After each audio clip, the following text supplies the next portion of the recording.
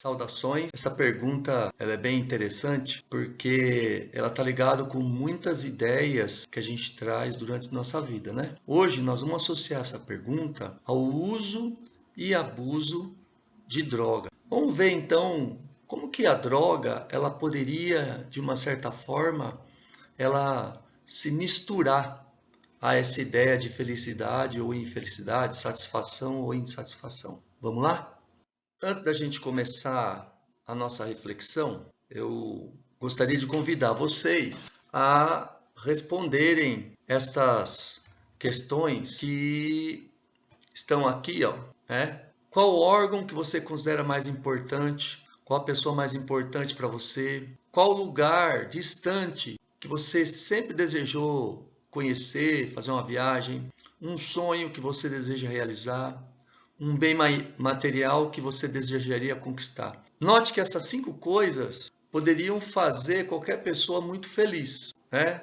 Ou pelo menos deixar uma pessoa muito satisfeita. Então eu gostaria que vocês respondessem e durante essa nossa conversa, né, vocês poderão, né, ir refletindo sobre cada um desses itens. Ok? Quando nós estamos tratando da ideia drogas, há muito preconceito. Então, por exemplo, quando se fala de droga, é nisso que você pensa? São esse tipo de pessoas que usam droga? Essas imagens são de uma droga? Então, olha só, isso é uma planta, né, como qualquer outra planta. Ela tem uma espécie, né, cannabis sativa. Ela produz folhas para fazer sua fotossíntese, produzir seu alimento. Ela produz flores, né, para poder se reproduzir, produzir seus. Só que note uma coisa, essa planta, para ela poder se defender no meio ambiente, ela produz uma substância que deixa os animais que vão comer suas folhas ou suas flores meio distraídos. Pense bem, um animal no meio ambiente distraído é uma presa fácil. Então é desse jeito que essa planta se defende, produzindo uma substância que age no sistema nervoso desses animais. Segundo a ciência da farmacologia, droga é qualquer substância não produzida pelo organismo e que afeta o funcionamento do corpo. Ou seja,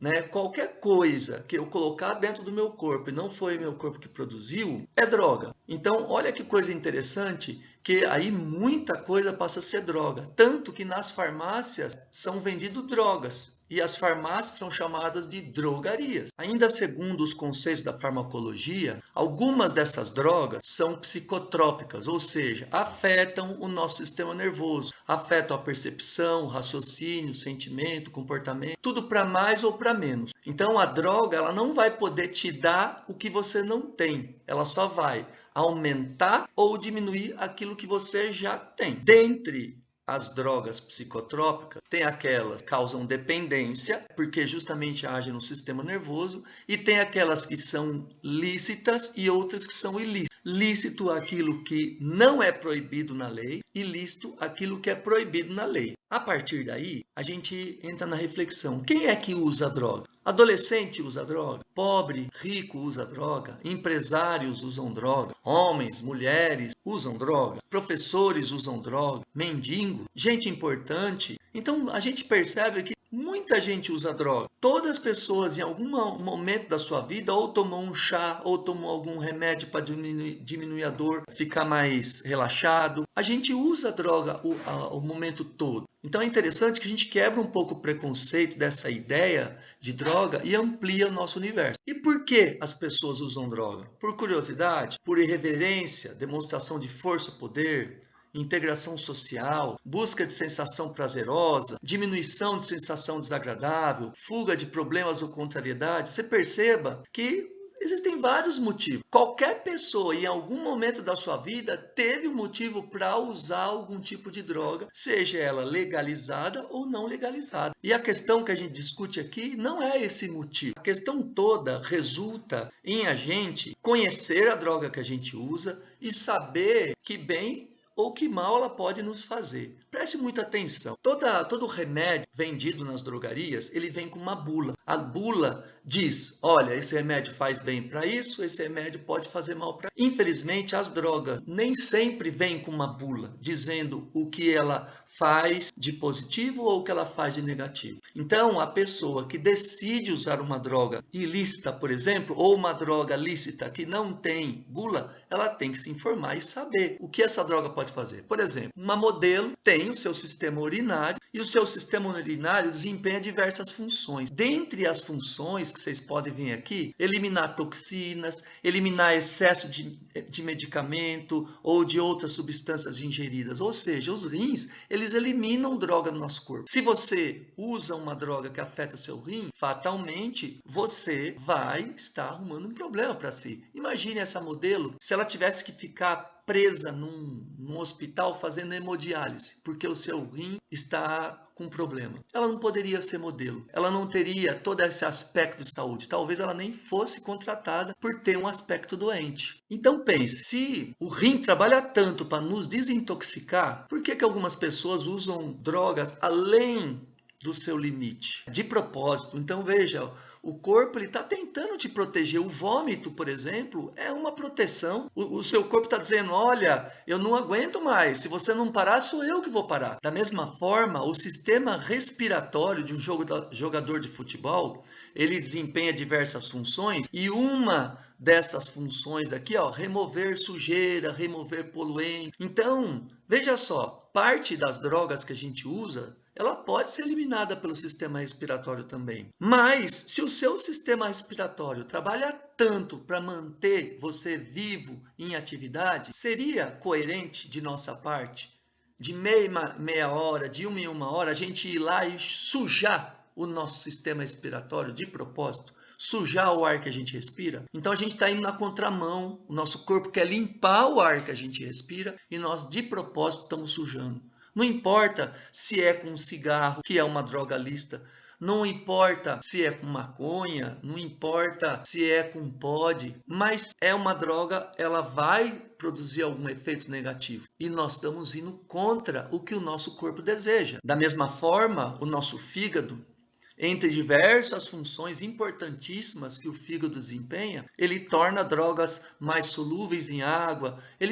O fígado, na verdade, tenta te desintoxicar. Quando a gente toma algum medicamento, esse medicamento ele vem numa dosagem até a mais do que a gente precisa. Por quê? Quando a gente toma esse medicamento via oral e ele vai para o fígado ele destrói parte do medicamento. Então, não fosse o fígado, as drogas seriam muito mais tóxicas para o nosso corpo. E, de uma certa forma, o nosso fígado, ele meio que nos atrapalha nesse sentido, porque para eu sentir o efeito de uma droga vai levar muito tempo. Só quando meu fígado estiver muito ruim é que eu vou perceber. Então, o fígado, o rim, são dois órgãos muito importantes para desintoxicar o nosso. Se a gente vai na contramão desses órgãos e danifica esses órgãos, vai ser muito difícil a gente ter uma vida saudável. Então, pensa só, se o seu fígado trabalha tanto para evitar a sua intoxicação, por que certas pessoas usam tóxicos com frequência?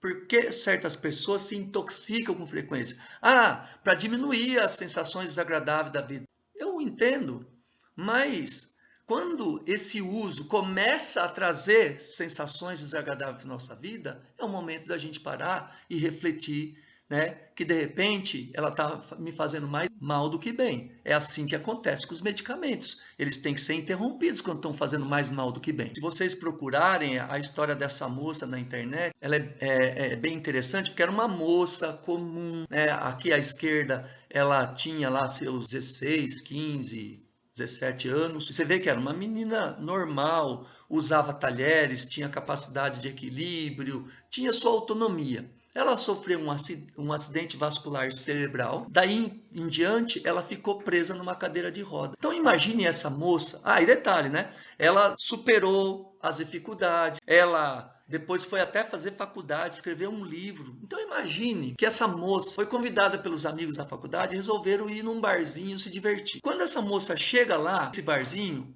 ela vai ver a seguinte cena. Fica imaginando o que essa moça pensaria ao ver essa cena. Porque essa moça aí, ela não teve um AVC, tem o seu sistema nervoso perfeito, consegue segurar o copo, pode andar normalmente, falar normalmente. Então se fosse aquela moça da cadeira de rodas, pensaria assim, puxa vida, né? Eu não tive escolha, essa moça teve. Por que essa moça escolheu isso? É muito importante a gente pensar antes de fazer certo. Rodando pela internet, a gente vê diversas cenas. Pessoas querendo mostrar alguma coisa, querendo provar algumas coisas para as outras. Porque se a pessoa quisesse simplesmente usar o seu baseado, ou tomar o seu vinho, ou sua cerveja de boa, não precisaria ficar mostrando para os outros. Ela faria isso, né, numa boa. Mas a pessoa quer provar que é capaz de fumar um baseadão, né? Para que isso? Por quê? O que ela está querendo provar para si? A gente vê muitas dessas cenas, olha, como essas. O que essas pessoas querem provar para si? Mas nesse caso, as pessoas não tiveram escolha. Então, por exemplo, no caso de um câncer de mama, às vezes é genético, a pessoa nem fuma, nem tem vício, desenvolve câncer porque é uma questão genética. Essa moça não teve escolha em perder o seio, mas ela teve escolha de ter o TEL. Para ela isso é uma vitória. Esse moço aí, ó, ele não teve escolha, ele nasceu desse jeito, sem braço, sem perna. Se você procurar na internet, você vai ver ele dando até palestra. Ele é casado, tem filhos. Ele não teve escolha, mas ele escolheu viver, apesar das limitações que ele tem. Então a gente vê de tudo na internet e diversos motivos para ser feliz ou infeliz. E diante das infelicidades e durezas da vida, tem gente que quer fazer uma viagem, né, para poder fugir das suas dores e tristezas. Mas pensa bem, se aqui dentro de você não tá legal e você faz uma viagem para dentro, você vai ficar preso no mundo onde não tá legal. Será que vale a pena? Agora, a gente pode fazer uma viagem para fora. Então, nesse caso aí, eu tenho uma cena lá do alto da Serra do Japi. Então, se aqui dentro de mim não tá legal, eu fazer uma viagem para fora, tirar um dia para fazer uma caminhada, para respirar um ar puro, para tomar uma água, curtir com os amigos. Eu estou fazendo uma viagem para fora e essa viagem, de repente, ela vai poder me ajudar a superar minhas dificuldades. Perceba que hoje em dia, até nas músicas, as pessoas usam muito essa ideia. Ah, eu vou tomar umas pingas para esquecer aquela dor. Que tipo de problema é solucionado pelo uso de uma droga, por uma garrafa de pinga ou por uns goró? Você esquece por um tempo, mas ele vai estar lá. Agora, para resolver um problema, a gente precisa de equilíbrio. A gente precisa